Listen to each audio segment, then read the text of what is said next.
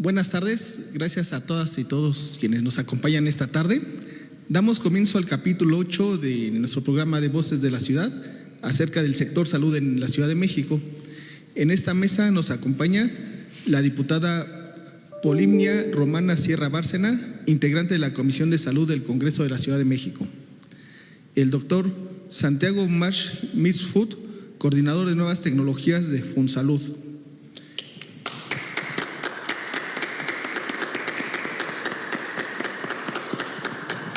Está con nosotros el médico Roberto Islas Reyes, de Salud Pública.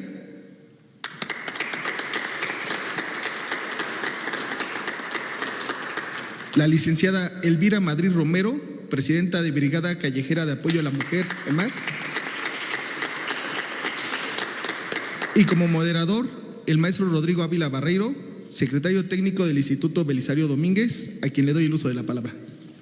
Muchas gracias, Juan Pablo.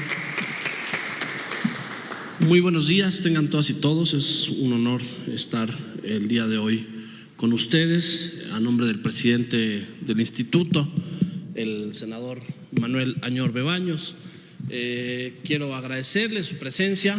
¿Se me escucha bien ahí el audio? Y sobre todo quiero reconocer la vocación, el compromiso, la visión de Montserrat Pérez Cedeño, quien ha sido la coordinadora del seminario Voces de la Ciudad, que su impulso junto con el equipo del Belisario, especialmente Juan Pablo Escuautli, pero también otros investigadores, le ha dado forma a este ejercicio. Creo que ha sido un ejercicio muy valioso. A lo largo de 8 diferentes mesas se ha contado con la presencia de 45 ponentes que desde la pluralidad de los puntos de vista, no solo políticos, ideológicos, también técnicos, disciplinarios, han discutido sobre temas como el agua, la protección civil, la seguridad pública, los pueblos y comunidades indígenas, el desarrollo urbano, la vivienda, el medio ambiente, la calidad del aire y, por supuesto, ahora la salud. Me da muchísimo gusto, además, poder contar en este panel con Elvira Madrid de Brigada Callejera, que realmente hacen una labor en Brigada Callejera heroica. No por intereses, sino por interés, llegan a donde nadie más llega. Hace ya un par de años que tenemos la dicha de conocer su trabajo, de darle seguimiento, de apoyar con nuestro granito de arena a su operación, y es un honor que nos acompañes hoy aquí, querida Elvira. Agradezco también, por supuesto, me está hablando mi jefe, un segundo, Juan Pablo, ¿alguien me ayuda aquí, por favor? Y le puedes comentar que estoy aquí con Montserrat moderando la mesa. Y yo sí quiero nuevamente insistir y felicitarte, Monse, porque sesión tras sesión has estado aquí jalando la carreta, has estado muy activa, no solo en convocar al público, sino también en contar con una gran representación aquí como ponentes. Y por supuesto que el encargo del senador Manuel Añorbe es que todo lo que aquí se ha dicho no se lo lleve el viento. Por ello vamos a recuperar las ponencias, las reflexiones, y vamos a hacer una buena publicación junto con Montserrat, coordinadora de este ejercicio, que nos permita poner en blanco y negro, tener un documento que contribuya a ordenar la discusión, a ordenar las ideas, sobre todo de cara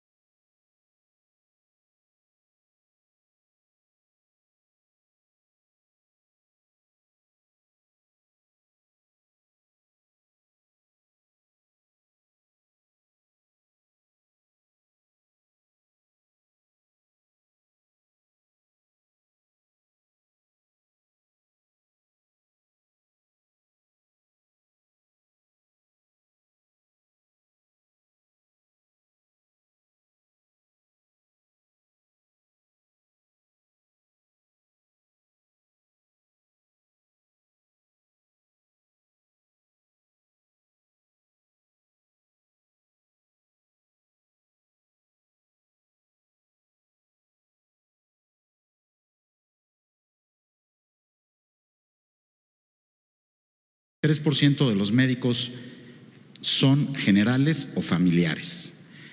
Y entonces el otro 65% son el resto de las especialidades que aparecen listadas y menos del 1% son endocrinólogos.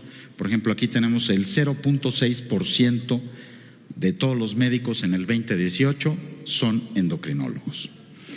Ahora, si nos vamos por entidades federativas, nos vamos a encontrar entonces con que la mayor parte de los endocrinólogos en México están concentrados en la Ciudad de México, que está en sombra cafecita, y también Jalisco y Nuevo León. Ahí están el 55%. Y luego nos encontramos estados como Guerrero, Tabasco, Tlaxcala, Baja California Sur, Colima, Quintana Roo, Zacatecas, Campeche y Nayarit, en donde solo hay 5 endocrinólogos en todo el estado. Y como ya bien lo sabemos, pues la diabetes mellitus es la enfermedad que más le cuesta al sistema de salud y tenemos pues un número muy bajo de especialistas. ¿Esto qué está causando? Que como no hay recursos humanos, la gente venga a la Ciudad de México o a las grandes ciudades a recibir atención médica. Pero ahora nos vamos a ir a otras 2 especialidades. Gineco-oncólogos del lado izquierdo y del lado derecho médicos paliativistas, especialistas en terapia intensiva y cuidados paliativos. Si ustedes se fijan, la columna de la izquierda corresponde a la Ciudad de México, donde estamos muy bien cubiertos, pero luego nos vamos a las columnas de la derecha, en donde hay varios estados como Oaxaca, Sonora, Guerrero y otros estados, por ejemplo, donde no hay gineco-oncólogos, Baja California Sur, Morelos, Quintana Roo, Tabasco, Zacatecas. Lo mismo sucede con los médicos paliativistas. Ahora nos vamos a ir a la infraestructura, equipamiento. Por ejemplo, aquí mastógrafos que sirven para detectar cáncer de mama o crecimientos en las glándulas mamarias y atenderlos a tiempo. Si ustedes se fijan entonces en esta tabla, en la columna que está en primer lugar tenemos a la Ciudad de México, pero otra vez nos encontramos con muchos estados como Durango, Campeche, Sonora, Zacatecas, que no tienen acceso a los mastógrafos. Entonces, ¿qué pasa? La gente tiene que trasladarse para utilizar este tipo de equipos. Y luego, si nos vamos a los tomógrafos, la historia se vuelve a repetir. Ciudad de México no tiene mayor problema, pero los pacientes de Zacatecas, Oaxaca, Durango, Guerrero o Hidalgo, igual. Entonces, la siguiente, ya no voy a seguir más porque es con todos los equipos, ultrasonido, rayos X, el que ustedes gusten y manden, tenemos todas las tablas. Y aquí fíjense, esta es una imagen dramática. Están los tomógrafos PET-CT, que como ustedes saben, se usan para dar tratamiento de radioterapia a las personas que tienen algún tipo de cáncer sensible. Y entonces tenemos aquí cubierto, el primer lugar es Querétaro, aquí sí, Querétaro nos ganó, después Ciudad de México, pero fíjense toda la lista de estados que no tienen PET-CT. Entonces no tenemos acceso a especialistas o es muy bajo, tenemos poco acceso a equipos, a infraestructura y esto provoca una gran afluencia a la Ciudad de México. Por otra parte tenemos los determinantes sociales de la salud. Estos determinantes los enlisto del lado izquierdo, ya han sido descritos por varios especialistas en salud pública, salubristas. Uno de ellos es el doctor Marmot, que está en el Reino Unido, que por cierto lo tuvimos en México hace un mes.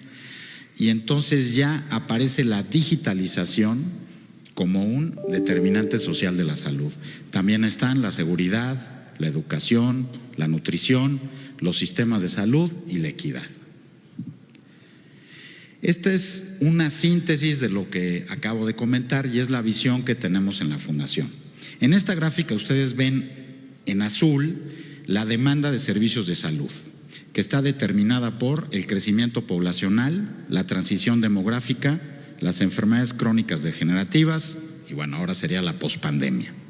En la parte de abajo, de color rojo, está la oferta de servicios de salud, que está determinada por un sistema nacional de salud fragmentado, asilado, una inversión total insuficiente. Recordemos que México invierte el 2.8% del Producto Interno Bruto. Las cifras de la Ciudad de México no las tengo, pero pues debe de ser en ese orden. Después tenemos una mezcla público-privada inequitativa, un gasto de bolsillo muy elevado. Esto significa que la gente, a pesar de tener IMSS, tener ISSSTE, tener algún tipo de seguridad social, tiene que ocupar sus propios recursos para comprar medicamentos o para hacerse algún estudio que no está disponible. Según la OCDE, México es el país número 1 en gasto de bolsillo en salud. Y después tenemos una gestión operativa y financiera ineficiente. ¿Cómo queremos nosotros reducir esto que le llamamos la brecha de atención en salud? Desde el punto de vista de la demanda, de la parte azul superior, a través de la medicina de las 4 Ps, que es la medicina predictiva, preventiva, personalizada y participativa, que no voy a explicar por obviedad de tiempo. Y en la parte inferior tenemos lograr mayores eficiencias, una mayor participación del sector privado, porque si nosotros revisamos los mejores sistemas de salud del mundo, vemos en que en todos hay una parte pública y una parte privada, hasta en los países nórdicos, en Asia, siempre son ambos grupos. Y si alguien piensa que las autoridades son las únicas responsables del cuidado de la salud, bueno, pues nosotros pensamos en otra dirección.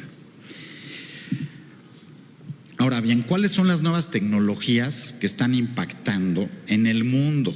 Aquí se las puse de color azul en este prisma, en donde tenemos lo que se llama disciplinas ómicas, que son el estudio del ADN, del ARN, de las proteínas, de la microbiota y del metabolismo, que se llaman disciplinas ómicas. Después tenemos el Internet de las cosas, la telemedicina, que tanto se ha usado a partir de COVID, la inteligencia artificial, que ahora está de moda, que hay varias iniciativas, el blockchain para mayor seguridad de la información, los drones de uso médico, la realidad virtual y aumentada, la impresión 3D y la robótica. Y de manera transversal, porque inciden en todas estas tecnologías, tenemos en primer lugar al expediente médico electrónico. También tenemos lo que se conoce como data science, ciencia de datos, las apps en salud y lo que se conoce como e-health. ¿Cuáles son los beneficios de la salud digital? ¿Qué es lo que nosotros vemos desde la parte de las tecnologías como una alternativa, un instrumento, una herramienta para reducir esta brecha de atención? En primer lugar, facilitan el acceso a servicios e insumos de salud a través de medios digitales de manera segura, por supuesto, con la privacidad y protección de datos personales sensibles, pronta y a costos asequibles.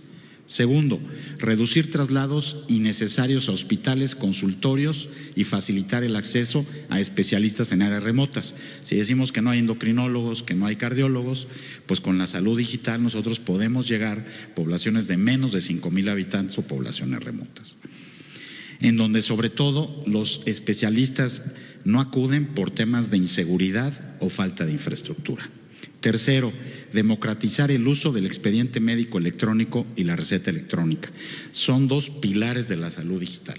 Si no tenemos expediente médico electrónico o receta electrónica accesible, pues es muy difícil que la salud digital penetre al sistema de salud.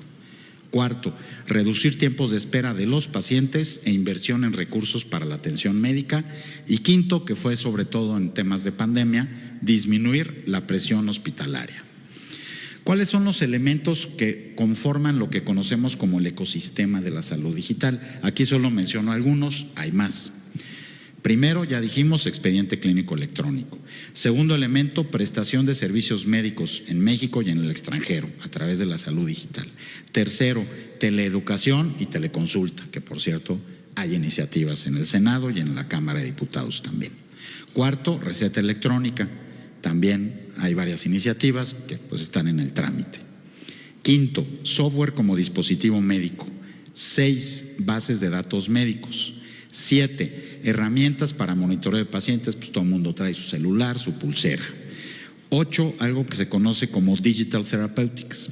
Esta es una nueva práctica médica que consiste en el desarrollo de apps que pueden participar o ser una herramienta para que las personas reciban terapias, sobre todo personas con intentos de suicidio o personas con adicciones. Y el último, inteligencia artificial en medicina, que también ya tenemos varias iniciativas. Ya casi voy a terminar. Hace una semana se publicó, Centro México Digital publicó el Índice de Desarrollo Digital Estatal, en donde fue un análisis que hicieron a lo largo de más de un año y por cada entidad federativa van identificando diferentes elementos y entonces crean un índice. Estos índices tienen 3 capítulos. Tienen el capítulo que se llama Infraestructura, del lado izquierdo, en el centro de rojo, Digitalización de las personas y la sociedad, y en el cuarto, Innovación y adopción de tecnologías de las empresas. Y bueno, les quiero decir que la Ciudad de México es el primer lugar a nivel global, seguido de Querétaro. Ojo, Querétaro está creciendo mucho. El segundo lugar en infraestructura, Ciudad de México. Primer lugar en digitalización de personas y sociedad. Y en innovación y adopción de tecnologías en las empresas, ocupa el puesto número 4. Con esto podemos concluir que la Ciudad de México tiene una infraestructura adecuada para poder desarrollar la salud digital. Ahora bien, en esta evaluación también está con un asterisco, hay varias secciones de estos 3 que se llaman 3 pilares. Esto es público y lo pueden buscar en Centro Médico Digital, creo que puede ser muy útil. Después tenemos digitalización de los servicios personales y tenemos innovación, que son las 2 categorías en donde se analiza el tema de la salud digital. 3 elementos que pues se deben de desarrollar para una estrategia efectiva para la salud digital en la Ciudad de México son el tema de gobernanza, por supuesto, el tema del ecosistema y el tema de la implementación. ¿Cuáles son los retos que nosotros visualizamos? En primer lugar, la transformación digital en salud en áreas administrativas, o sea, esto tiene que ir la parte técnica y la parte administrativa. Tiene que ser una transformación completa. No sirve que se haga nada más con el personal de salud, sino que también tiene que ir acompañado de una parte administrativa. Segundo, conectividad, que de acuerdo a este análisis, la conectividad es bastante buena, por supuesto el ancho de banda. Tercero, este es complicadón, interoperabilidad. Aquí pues lo que falta es que se pongan de acuerdo, porque por ejemplo el IMSS tiene más de 60 formatos de expediente clínico electrónico. Entonces yo, por ejemplo, que soy derechohabiente del IMSS, estoy aquí en la Ciudad de México y si me voy a Monterrey, no pueden ver mis datos del expediente electrónico en Monterrey. Entonces, ¿qué es lo que requerimos? Una interfase que permita que si yo estoy en el Hospital Ajusco Medio, o si estoy en el López Mateos, o si estoy en la jurisdicción de Iztapalapa, pues todos estos sistemas puedan ser interoperables. Esto no tiene un gran reto técnico, sino que más bien nos parece que es como que un acuerdo entre las distintas partes. El cuarto, la inequidad. Si la Ciudad de México sigue avanzando en conectividad y en recursos, pues va a generar una inequidad con los demás estados, entonces también es un arma de 2 filos que hay que tener cuidado. Después, otra misión importante, información veraz y objetiva a médicos, pacientes y familiares sobre alcances y limitaciones. Muchas personas creen que esto es el remedio de todo, simplemente es una herramienta que debemos de emplearla adecuadamente. El siguiente punto, validación local de nuevas tecnologías. Yo puedo tener una app o un algoritmo desarrollado en Japón, pero eso no quiere decir que funcione en los pacientes mexicanos. Debo yo de correr los estudios para validarlo en pacientes mexicanos. El siguiente, estudios de economía de la salud. Necesitamos estudios de costo-efectividad, costo-beneficio y costo-utilidad para demostrar que las intervenciones con salud digital pues nos permiten ahorrar recursos, hacer mejor uso de ellos y tener mejores resultados en los desenlaces de los pacientes. Hay más, vamos a resumir con dos láminas más. Otro reto, la protección de los datos personales, la privacidad, venta de datos, uso irresponsable, discriminación. Aquí afortunadamente tenemos al IFAI, que sigue trabajando muy fuerte, y pues estamos bastante bien protegidos, pero siempre todo el mundo pues tiene esa incertidumbre de qué van a hacer con mis datos, etcétera. También esto nos obliga a nuevos paradigmas en la relación médico-paciente, porque los pacientes pues ya revisan en internet, llegan con información, se hacen otro tipo de pruebas y entonces el médico pues ya tiene que cambiar sus ideas porque pues ya los pacientes cada vez se están empoderando más y están forzando al médico a actualizarse. El marco jurídico, necesitamos que esté en orden el marco jurídico, tanto a nivel de la Ciudad de México como a nivel federal. Por supuesto, hay gente que piensa que va a haber desempleo de los médicos. Nosotros no lo vemos así. Nosotros pensamos que los médicos que se adapten mejor a la salud digital, pues va a ser una aliada. Los médicos que no quieran digitalizarse y que no quieran saber, eso sí van a estar en un grave problema. También el tema de falta de transparencia, esto sobre todo con ciertos algoritmos que pueden estar sesgados por el creador. Como les digo, un algoritmo creado en Japón no forzosamente aplica a México. ¿Cuáles son nuestras reflexiones? Y con esta lámina termino. Pensamos que para que se implemente la salud digital en la Ciudad de México, necesita ser una implementación progresiva, jerarquizar los diferentes elementos. No podemos hacer todo al mismo tiempo, inteligencia artificial, expediente, tenemos que jerarquizar, hacerlo por etapas. Necesitamos una mayor vinculación público-privada, un marco regulatorio adecuado y enmarcarlo en una estrategia nacional. Y, por supuesto, incrementar la inversión en salud. De lo contrario, no podrá ser realidad. Con esto termino, nada más con esta frase de Alvin Toffler que dice: los analfabetos del siglo XXI no serán aquellos que no sepan leer ni escribir, sino aquellos que no puedan aprender, desaprender y reaprender. Muchas gracias.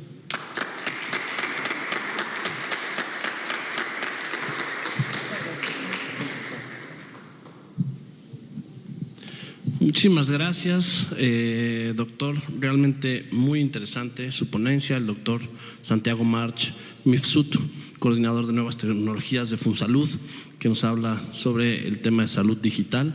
Muchas gracias. Y lo bueno de tener mesas no tan nutridas es que podemos tomar el tiempo para escuchar y no interrumpir ponencias tan interesantes como la que usted nos acaba de dar, que además podrá ampliar en la parte de la memoria escrita. Cualquier cosa que consideren que no les dio tiempo o que quieran complementar, lo podrán hacer para que quede debidamente reflejado en la publicación. Agradecemos también al canal del Congreso, que siempre nos brinda su apoyo para la transmisión, y saludamos a quienes nos siguen en la señal del canal o las redes sociales del Belisario. A continuación vamos a escuchar al doctor Roberto Islas Reyes, quien es médico por la Universidad Cuauhtémoc de San Luis Potosí. Tiene estudios de posgrado en el programa de maestría en salud pública por la Universidad Autónoma de San Luis Potosí. Tiene un diplomado en administración de hospitales por el Centro de Investigación y Desarrollo Villa Torres y la Universidad Nacional Autónoma de México. Es responsable del servicio médico del Instituto Geriátrico Dr. Nicolás Aguilar y colaborador del colectivo Cuidadoras Potosinas. Muchísimas gracias, doctor Islas. Tiene usted la palabra y sea bienvenido al Senado de la República.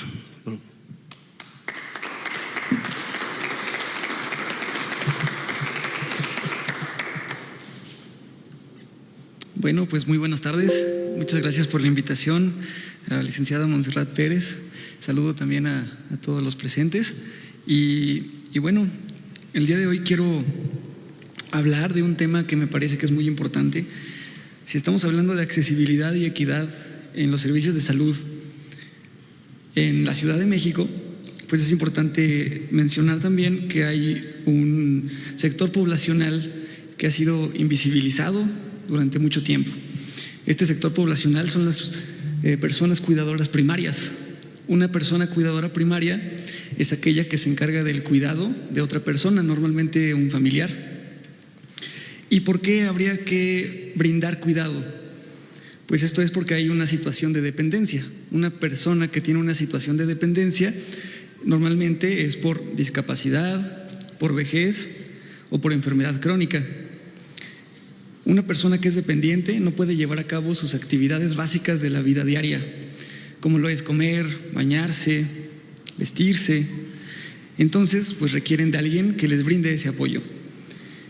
Ahora, si pensamos en nuestra población, en 1950 5 de cada 100 personas eran adultos mayores.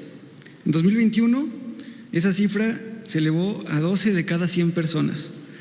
Para 2050, 23 de cada 100 personas van a ser adultos mayores.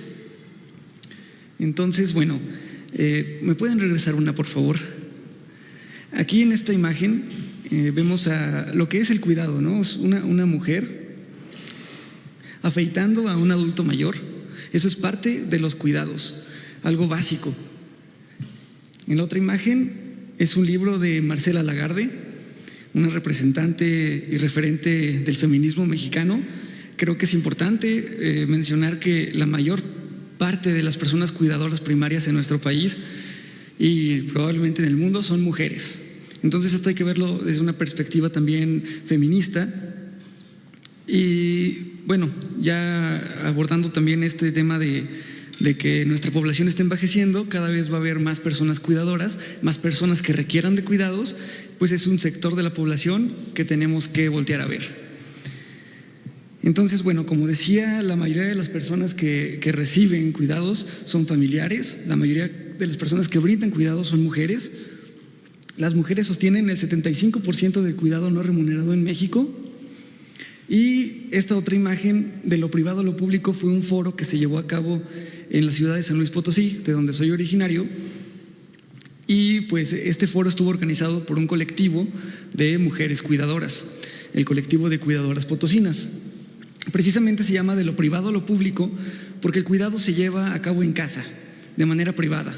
Y es un tema que debemos llevar a lo público, que se tiene que abordar por medio de políticas públicas, porque no hay políticas públicas que protejan a las personas cuidadoras primarias. ¿Por qué? Porque muchas de estas personas que cuidan 24/7, es decir, 24 horas al día, 7 días a la semana, 365 días del año, y muchas veces, si tienen empleo, lo pierden. ¿Por qué? Porque no hay empatía social, no hay empatía en los trabajos, en el empleo, pierden sus empleos, y entonces, ¿de dónde obtienen esa fuerza económica para seguir cuidando?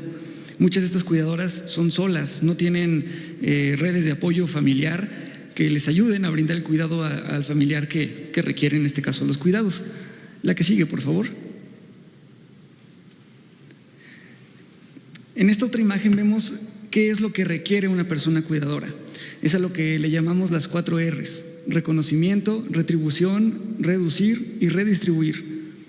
¿Reconocimiento de qué? Bueno, pues de su trabajo como cuidadoras, porque muchas veces no es visto como un trabajo. También de su empleo fuera de casa. Es decir, estamos hablando de 2 trabajos: el que hacen dentro de casa cuidando a su familiar y el que hacen fuera de casa para poder mantener todo lo que se requiere para brindar ese cuidado. Por otro lado, retribución, una retribución digna por el trabajo que realizan. Tengo entendido que existen ya algunos programas en la Ciudad de México, en algunas alcaldías, en las que se les da algún apoyo económico a las personas cuidadoras. Sin embargo, esto no basta. No nada más se trata de la parte económica, sino también de reducir que la carga emocional, la sobrecarga de trabajo físico, porque muchas de estas personas cuidadoras sufren lesiones musculoesqueléticas. Hay que pensar que tienen que movilizar a sus pacientes, a sus familiares. También sufren de mucha ansiedad, depresión, síndrome de burnout. Ya existe también el término síndrome del cuidador. Esto es muy importante. Y finalmente, redistribuir. Tomando en cuenta que la mayoría de las personas cuidadoras son mujeres, pues también pensar que los hombres tenemos que empezar a tomar parte en este tema. La que sigue, por favor. Bueno, finalmente quiero comentarles que hace poco tuve la oportunidad de entrevistar a una mamá cuidadora. Ella es Yaneli López, mamá de Diego. Cuento con su consentimiento para poder mostrarles esto, que fue de lo que hablamos, que fue pues precisamente el tema de los cuidados. Diego es un niño que padece parálisis cerebral infantil, y los temas que abordamos, primero que nada, fue la deshumanización y autoritarismo médico o autoritarismo del personal de salud. Es decir, también falta concientizar al personal de salud para que brinde una mejor atención a las personas cuidadoras Y es que esto es importante porque en la política siempre se ha visto a las personas con discapacidad, a los adultos mayores, pero nunca se había visto a las personas cuidadoras. Entonces creo que esto es muy, muy importante. Hay falta de políticas públicas para la protección de personas cuidadoras y eso es a nivel nacional. En San Luis Potosí, de donde soy originario, se están llevando a cabo iniciativas para comenzar una política que proteja a las personas cuidadoras. Y pues lo más importante, hay una ausencia de un sistema nacional de cuidados. Incluso no hay un sistema formal en ningún estado de la República ni en la Ciudad de México. Un sistema que de verdad aborde todas las R's que acabo de mencionar y sobre todo que vea a las personas cuidadoras como auxiliares de salud, porque con su experiencia ellas se forman como expertas en el tema de la enfermedad o la patología que estén cuidando con su familiar. Y otro de los temas que abordamos en esta entrevista fue también que Diego sufre también de epilepsia refractaria, es decir, tiene convulsiones de difícil manejo y hay medicamentos antiepilépticos que son pues muy utilizados, que son pues aprobados tanto por la FDA, la COFEPRIS, etcétera, pero que muchas veces tienen efectos secundarios, como todo medicamento. Entonces, ¿qué hacen las personas cuidadoras? Buscan alguna alternativa, algún recurso que pueda ser de utilidad. En este caso voy a hablarles de cannabis medicinal, que si bien en nuestro país es un tema también que necesita de atención, si bien ya existe un fallo por parte de la Suprema Corte de Justicia de la Nación y también hay activistas que apoyan esto, también tenemos a la COFEPRIS que está en medio, que no se pone ni a favor ni en contra. Y luego están los que están en contra de cannabis medicinal, como la Secretaría de Seguridad y Protección Ciudadana o hasta nuestro mismo presidente.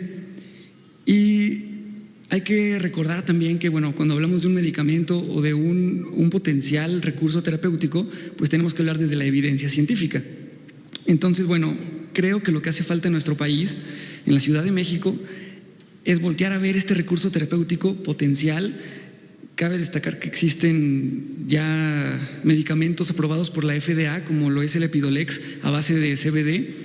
Es un tipo de aceite, es un cannabinoide que se extrae de la planta y sirve precisamente para epilepsia refractaria. Es lo que hablaba con Jane, que este medicamento es caro, es difícil de conseguir. Y cuando digo caro es que sí es caro, más de 20,000 pesos sí cuesta. Entonces, ¿qué hacen las personas cuidadoras? Pues buscan recursos, incluso hasta ellas mismas extraer de la planta estos cannabinoides para poder utilizarlos en el cuidado de las personas que lo requieren, por ejemplo en estos casos de epilepsia. Sin embargo, pues por cómo está la situación, el marco legal y la política en nuestro país, pues a veces no es del todo sencillo. Y los productos que hay no son del todo confiables, porque los etiquetados no dicen siempre la verdad. Es decir, falta una revisión del marco normativo vigente. Hay que revisar la Ley General de Salud y el Código Penal, porque si bien la Ley General de Salud ya está abriéndose a poder utilizar este producto, este recurso terapéutico, el Código Penal sigue viendo a cannabis como una sustancia prohibida. Entonces, bueno, este es como un subtema del cuidado en general, que es lo que brindan las personas cuidadoras. El tema de los recursos terapéuticos, pues sería el uso de cannabis medicinal como un recurso terapéutico. Y bueno, creo que con esto termino mi intervención y muchas gracias.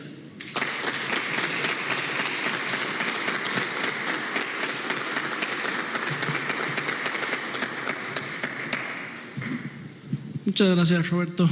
Muchísimas gracias. Qué importante lo que señalas. Por ahí tenemos en el Belisario una publicación sobre el sistema de cuidados desde una perspectiva feminista.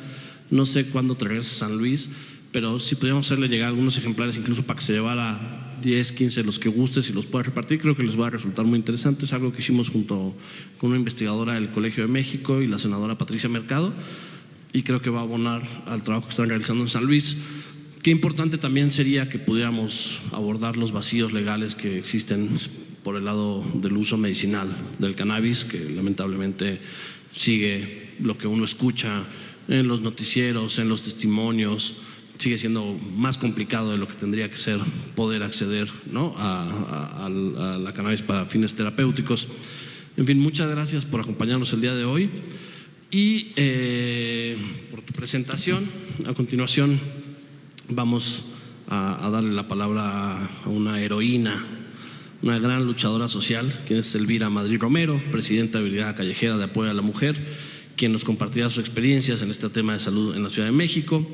Elvira obtuvo su título de socióloga tras completar sus estudios en la Facultad de Ciencias Políticas y Sociales de la UNAM. Ya somos dos, gracias, es gran alma mater.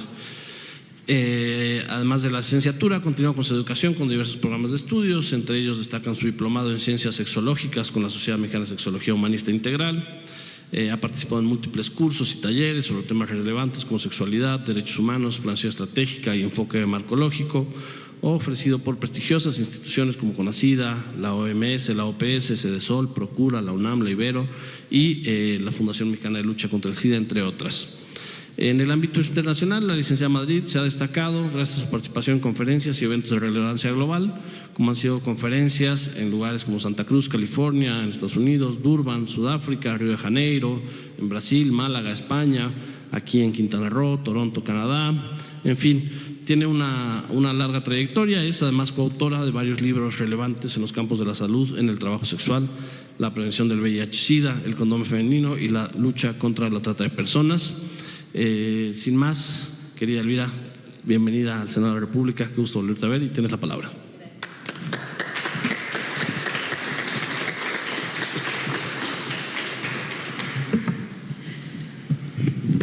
Pues para mí es un gusto estar en este espacio compartiendo la experiencia de la organización a la cual represento, que es Brigada Callejera de Apoyo a la Mujer, Elisa Martínez AC.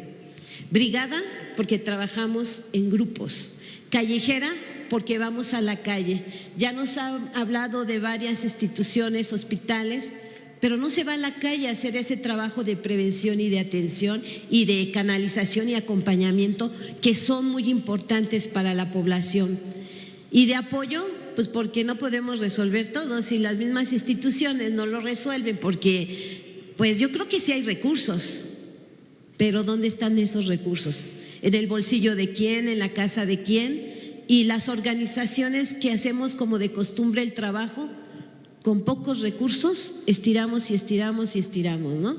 De a la mujer, porque empezamos con mujeres, porque las mujeres efectivamente pues son la gran mayoría de nuestra población, pero a la cual no se atiende. Y trabajo sexual es uno de los grupos vulnerables que se dice, pero que no lo tratan como tal, sino es criminalizar y es todo ese odio que hay.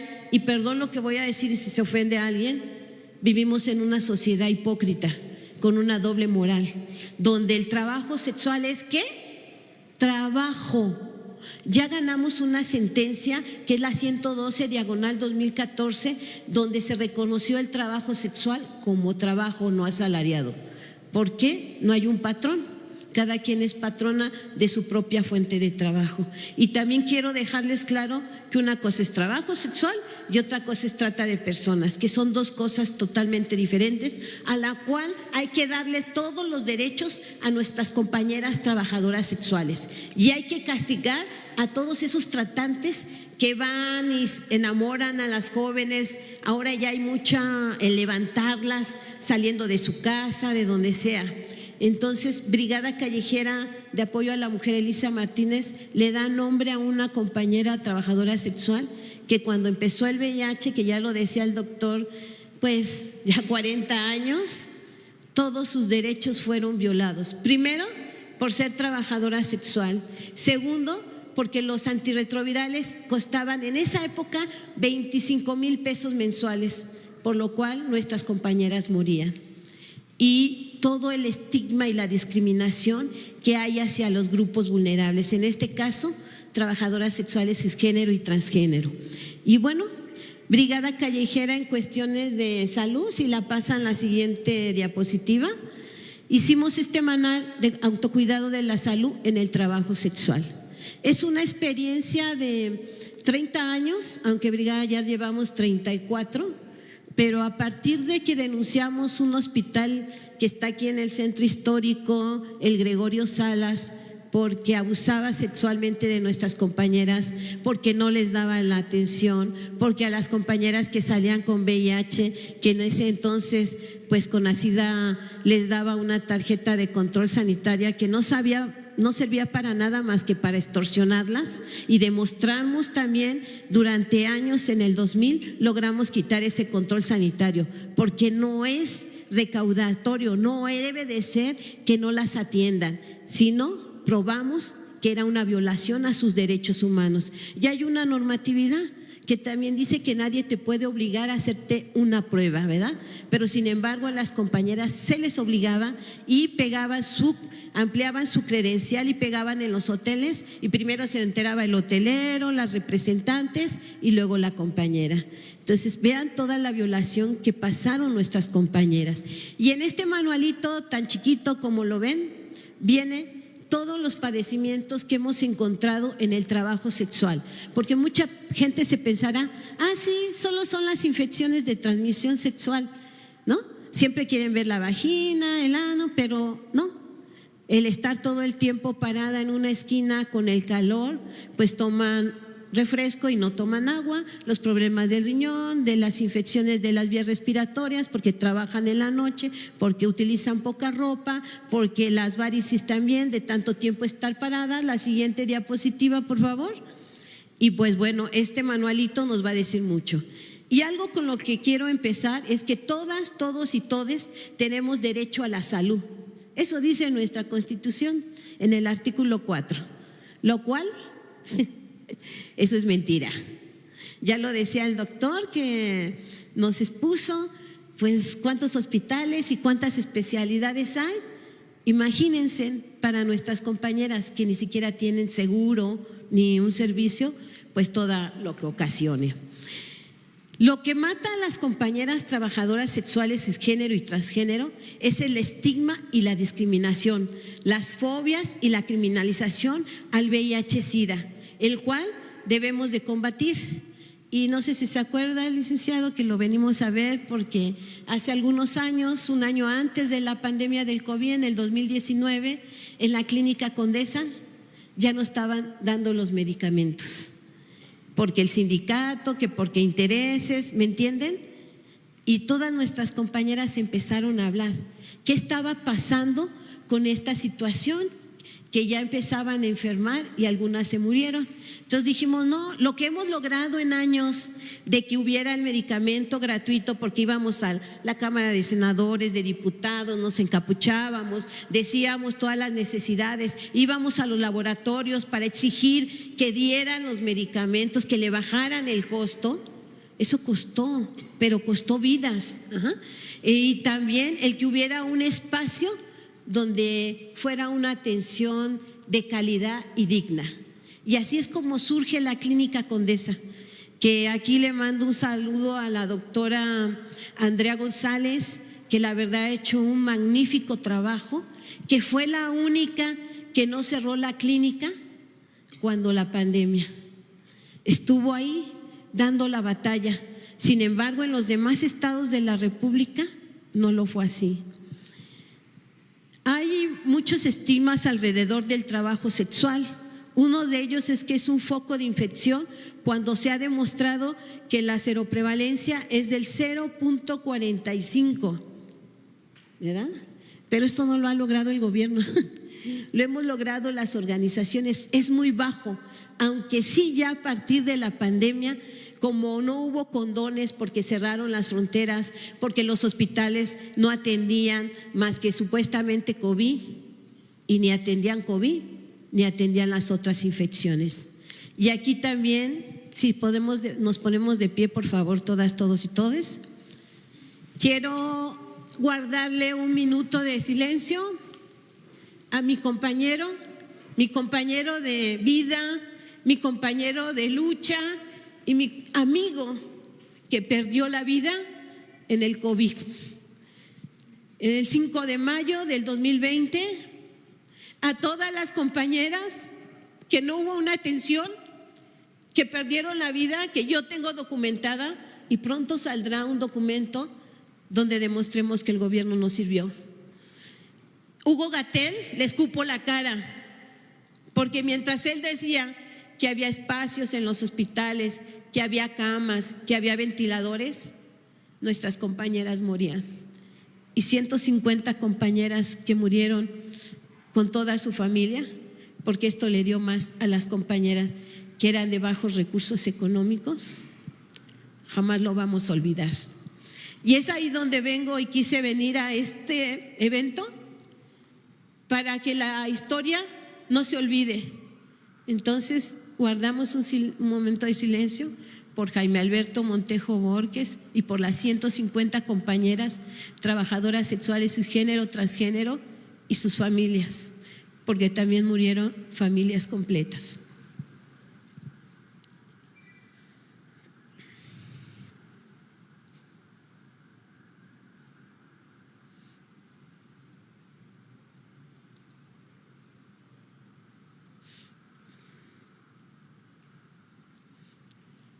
Muchas gracias, pueden sentarse.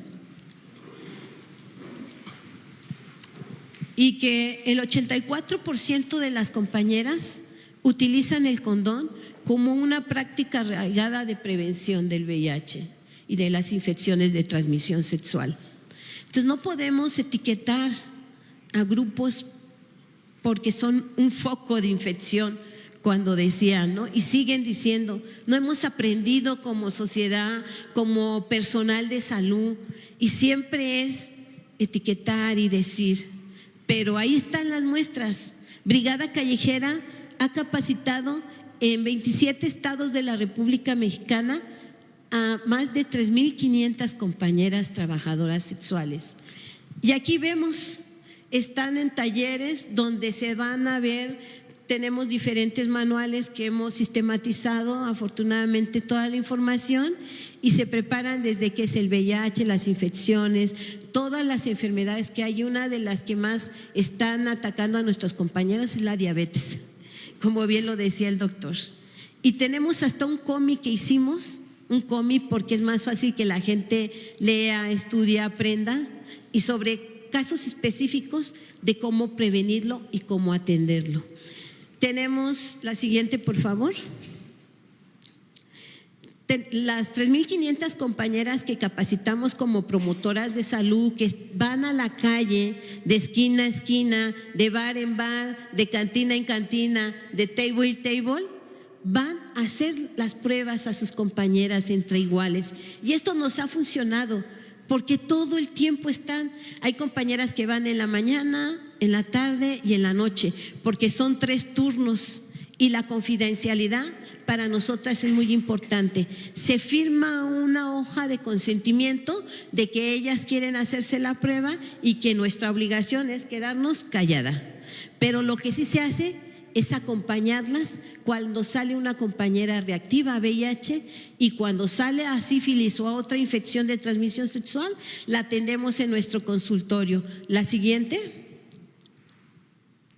Aquí estamos viendo a las compañeras que están muy bien preparadas. Mucha gente nos ha criticado, ¿y cómo una trabajadora sexual puede hacer pruebas? Claro, todas podemos capacitarnos y hacerlos, y aparte ellas toman un curso donde tienen todas las medidas de precaución, donde también somos una organización responsable que tenemos contratada una empresa para que cada mes va por todos los RPBI, porque también hay que pensar en la gente que hace pues el aseo en la institución, o quien recoge la basura que ni guante les da, y es un riesgo eso también. La siguiente. Aquí vemos lo que les decía de bar en bar, de cantina en cantina. La siguiente. Participamos también en campañas con gobierno, y me da mucha tristeza que cuando vamos ellos no tienen a nadie, pero luego dicen, ay, no, atendimos a muchas, y nosotros estamos con filas y filas y filas y filas. No solamente hemos hecho una conciencia entre las compañeras trabajadoras sexuales, sino también en otras poblaciones. Los jóvenes, las jóvenes, nadie las atiende. Ahora que fue una campaña de salud en la UNAM, y hubieran visto cómo me tocó dar la erotización del uso del condón. Y yo lo doy muy divertido porque siempre se usa el condón y no sé qué, pero nadie te dice cómo convencerlo, que si pones con la boca, con el cuello, porque por la hormona ahí está y no va a dejar de tener las relaciones sexuales, pero sí podemos dar todos los elementos para que puedan utilizarlo, pues porque yo me quiero, me protejo y protejo a toda la gente con la que voy a tener la relación sexual. La siguiente. Ahí tenemos a la doctora Victoria de la Organización de la Ciudad de México. Tenemos 2 clínicas de salud que nos han costado mucho esfuerzo, donde ya es de segundo nivel, porque tenemos para hacer papanicolaos, colposcopías, ultrasonido pélvico, mamario, para tratar un virus de papiloma humano, y porque antes no lo teníamos y eran citas a 3, a 6 meses, o luego no estaba el especialista o que se descompuso el aparato. Sin embargo, nosotros somos así y tenemos convenio con 5 clínicas especializadas, lo que ya sale de fuera de nuestro alcance, como el Instituto de Nutrición, que para las compañeras trabajadoras sexuales transgénero, aquí estamos viendo cómo se inyectan aceite de comida, de mineral, polímeros, y su cuerpo realmente se pudre, pero eso nadie se los dice. Y hay muchos médicos charlatanes que también abusan de la ignorancia de las personas. Sin embargo, la doctora en 2020, cuando fue lo del COVID y dejaron de atenderlas, pues tuvimos que implementar, y la doctora con un doctor italiano que vino aquí a apoyarnos, se documentaron y empezaron a tener relaciones de intercambios con especialistas en el área y logramos sacar adelante a las compañeras. Y exigimos, pues yo estuve gritando por todos lados a ver quién me escuchaba, y llegó la doctora de Sencida para, con un grupo de especialistas de nutrición, poder ver qué necesidades había, y logramos un convenio donde no les cobra nada a las compañeras. Entonces, cuando hay voluntad política, todo se puede. La siguiente. Ahí está la doctora, porque debe de ser una salud integral. No solamente ver los genitales, sino todos los padecimientos. Y ya en este librito, como les decía, están todas las enfermedades que más tienen que ver con su profesión, porque todas las profesiones tienen sus cosas que hay que atender. La siguiente. Ese es nuestro consultorio de Tapachula. Tapachula, que es la frontera sureste, donde miles y miles de migrantes entran, y que muchas de ellas, pues la manera para sobrevivir es ejerciendo el trabajo sexual. Pero aquí es lo más importante, que las atendemos, porque si para una mexicana no le quieren dar luego la atención porque no tiene un acta de nacimiento, que porque no tiene un CUR, porque no tiene un INE, y aquí con nuestras compañeras es la vinculación y el acompañamiento. Pero también les damos sus medicamentos. De nada sirve darle una receta a alguien que no tiene para comprarlo. Es darle la atención, darle el medicamento y el acompañamiento. La siguiente. Ahí está nuestra especialista. Tenemos ya 5 especialidades, y miren que somos una organización chiquita, pero que aquí se ve. La que hace los ultrasonidos mamarios, pélvicos, y pues eso nos da mucho más resultado, porque ya no se han muerto tantas compañeras en lo que está a nuestro alcance. Ya cuando necesitan cirugías de tercer nivel, desgraciadamente aquí hago una denuncia, que los hospitales no están sirviendo, que están dejando morir a nuestra gente. La siguiente. Ahí está la otra especialista. La siguiente. Aquí estoy dando unas pláticas sobre el uso del condón, que para mí siempre será la herramienta principal. Así como para las doctoras, doctores son los guantes, para el cocinero son sus cofia que tiene que ponerse, para las enfermeras, pues también para ellas y ellos tiene que ser el condón. Entonces, el condón todo el tiempo lo estamos promoviendo, pero que también hago una denuncia, que no hay condones en todos los estados de la República, que a partir que llegó esta nueva administración no se ven. Ellos dicen que compran miles, pero ¿y dónde están? No los vemos. Y sin embargo, los pocos que circulan los revenden en los hoteles donde ellas se ocupan o en las zonas de tolerancia. Y no crean que barato, un condón se lo están vendiendo y esa fuerza entre 5 y 20 pesos. Cuando son nuestros impuestos, ahí dice prohibida su venta. La siguiente.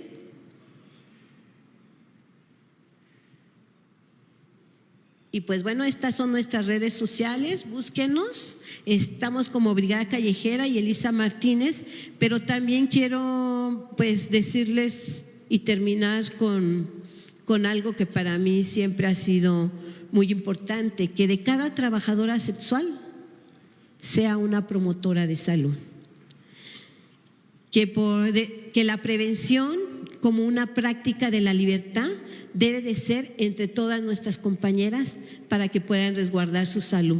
Y termino con un poema de Mario Benedetti, porque nos ven como enemigos los gobiernos o las instituciones, porque a veces evidenciamos lo que sucede, pero seríamos cómplices si no lo dijéramos. Entonces, a mí me encanta Mario Benedetti y dice: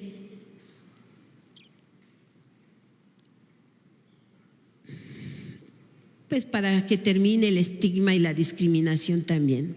La consigna es vivir a pesar de ellos, al margen de ellos, convivir, revivir, sobrevivir, vivir con la paciencia que no tienen los flojos, pero que siempre han tenido los pueblos.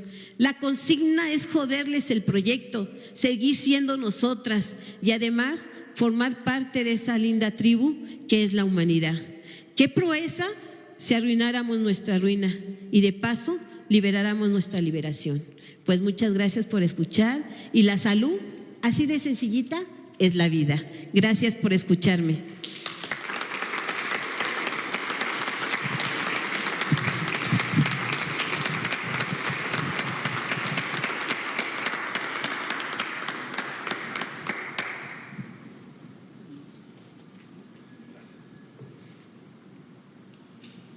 Muchísimas gracias a Elvira Madrid Romero, presidenta de Brigada Callejera de Apoyo a la Mujer, Elisa Martínez AC. Qué valioso escuchar este testimonio de lucha, de trabajo, de compromiso. Y nuevamente agradecer a todos los que nos acompañan, y además de reiterar la felicitación a Montserrat, quisiera dar la palabra para que nos diera un mensaje final después de este ejercicio de diálogo, de discusión, de análisis a lo largo de unos 2 o 3 meses, que ha sido muy valioso y será muy valioso, me parece, para la Ciudad de México, para el Instituto Luisa Domínguez. Nuevamente agradecer a nombre de nuestro presidente, el senador Manuel Añorbe Baños, y qué bueno que el Senado de la República siga con esta política de puertas abiertas. El instituto tenemos la visión de ser un conducto para que la sociedad pueda estar presente, más presente en lo que pasa en este Poder Legislativo, en esta Cámara Alta, y nos alegra mucho que puedan encontrar a través del instituto un conducto para expresarse las diferentes opiniones, puntos de vista que enriquecen sin duda el debate público de nuestro país. Nuevamente, gracias por la confianza. Siguen contando con todo nuestro apoyo, y te cedo la palabra, Montserrat. Muchas gracias, maestro. Quiero agradecer a todos los que están aquí presentes. Hoy es un día complicado, pero si estamos aquí es porque nos interesa la Ciudad de México, porque realmente queremos tener un cambio en todos nuestros habitantes. Este es un espacio, como ya lo pudieron percibir, para donde diferentes voces de diferentes sectores se puedan expresar para dar propuestas y mejorar la calidad de vida. De verdad estoy muy agradecida con el Instituto Belisario Domínguez, a la doctora Carla, en especial, que apoyó en la construcción de estas mesas, al doctor Juan Pablo y por supuesto al maestro Rodrigo, que sin su apoyo pues estos trabajos no serían posibles, y con la premura y de verdad siempre dispuesto el senador Manuel Añorbe a que estos espacios sean para todos nosotros, en donde podamos presentar propuestas, iniciativas para nuestra bella metrópoli.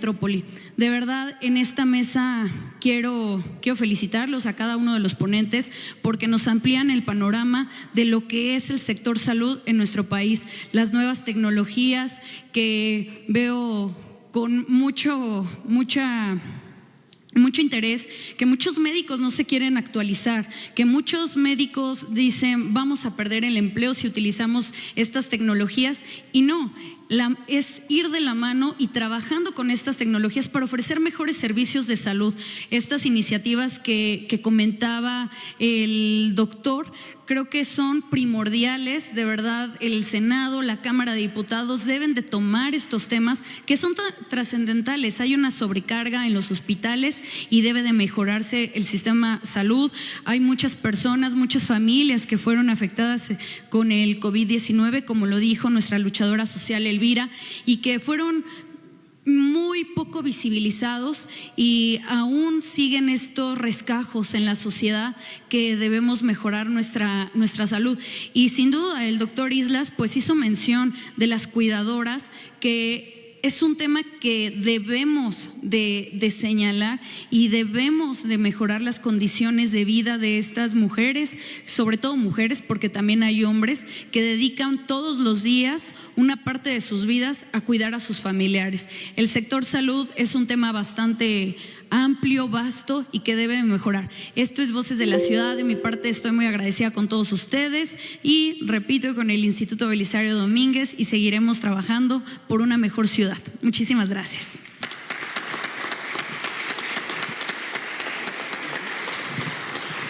Muy bien, pues muchas gracias, y siendo las 13:08 horas del 31 de octubre de 2023, agradeciendo nuevamente a quienes nos han acompañado, damos por formalmente clausurado este importante ejercicio de diálogo, de análisis y reflexión, Voces de la Ciudad. Tengan todos una excelente tarde y una feliz Día de Muertos con nuestros queridos que se nos han adelantado, y queridas. Así que todo lo mejor. Nuevamente gracias. Bonita tarde. Hasta luego.